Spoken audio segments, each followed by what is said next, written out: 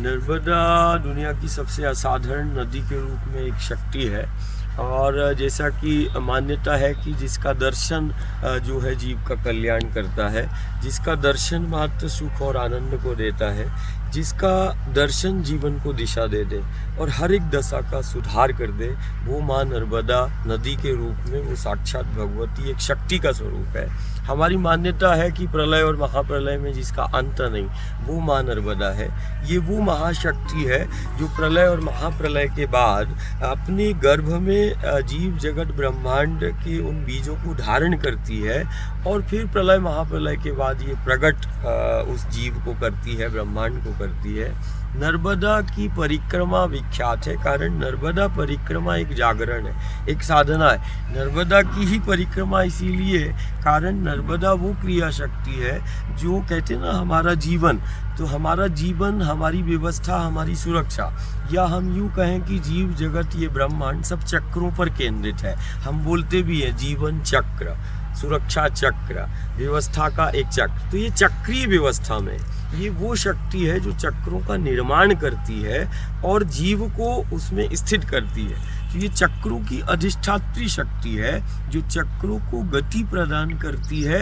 ये वो क्रिया शक्ति है जिसको हम नर्मदा कह रहे हैं। ये चक्रों का समन्वय और संतुलन को बनाती है जिस पर जीव जगत और ब्रह्मांड स्थित है। तो नर्मदा की परिक्रमा इसीलिए कारण नर्मदा की परिक्रमा चक्रों का समन्वय और संतुलन को बनाती है। नर्मदा मैया की परिक्रमा चक्रों को जागृत करती है। नर्मदा मैया की परिक्रमा जीवन को दिशा देती है। नर्मदा मैया की परिक्रमा हर एक दशा में सुधार करती है। हम इसको ऐसा समझ ले कि ये वो क्रिया शक्ति, जैसे कुम्हार है, कुम्हार मिट्टी अपने हाथ में लेके चाक पर जैसे चढ़ाता है और अपने हाथों से पहिए को घुमा देता है और वो पात्र का निर्माण करता है। ठीक वैसे ही ये जो हमें जल स्वरूप में जो हमें शक्ति दिखाई दे रही है, ये जीव जगत और ब्रह्मांड की उत्पत्ति, जैसे आज दुनिया ब्रह्मांड की उत्पत्ति के पहले कण की खोज कर रही है और दुनिया ये भी खोज कर रही है, विज्ञान, कि ये जीव जगत ब्रह्मांड उत्पत्ति इसकी हुई, प्रकट हुआ होगा, तो फिर ये चक्रों को किसने बनाया होगा और जीव को उस चक्र पे किसने रखा होगा और इन चक्रों को गति प्रदान करने वाली वो कौन सी क्रिया शक्ति है जो अभी विज्ञान खोज कर रही है। लेकिन सनातनी परंपरा में और सनातन धर्म में ये खोज पूर्ण है कि ब्रह्मांड की उत्पत्ति का वो पहला कण और जीव को जहाँ पृथ्वी पर जीवन प्रारंभ हुआ, ये वो माँ नर्मदा का पथ है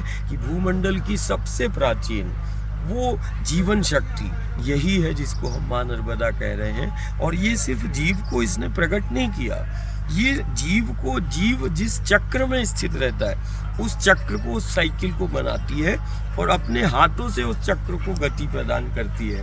तो नर्मदा की परिक्रमा इसीलिए करते कारण ये चक्रों की अधिष्ठात्री शक्ति है जो चक्रों का समन्वय और संतुलन को बनाती है और जो चक्रों को गति प्रदान करती है और जो चक्रों को जागृत करती है। इसीलिए सारे दुनिया में सिर्फ नर्मदा की परिक्रमा करते हैं। नर्मदा की परिक्रमा एक जीवन जीने का एक सहज योग है।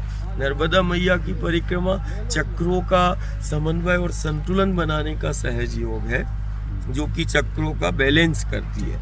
तो इसीलिए इस शक्ति की बड़े लाखों लोग जो है, साधु हो, संत हो, भक्त हो, प्रेमी हो, सब परिक्रमा करते हैं। परिक्रमा हमारी सनातनी परंपरा है।